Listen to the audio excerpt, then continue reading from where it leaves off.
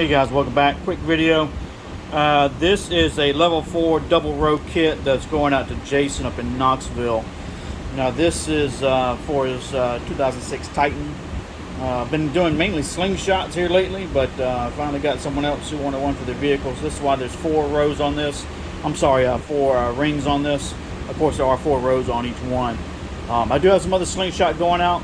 In fact, I've got a couple body kits and about 5 different ring lights going out. So I'll be busy all weekend building these, but just to give you an idea what they look like. And this one here is not, you know, we give a couple different options on how you want the strips, right? Do you want them all flowing in the same direction? Do you want them in alternating directions? And in this case here, you know, we can do it in one staggered direction as well, like you see right there. Okay, so if you're looking for something like this, let me know. I've still got these on sale till the end of September.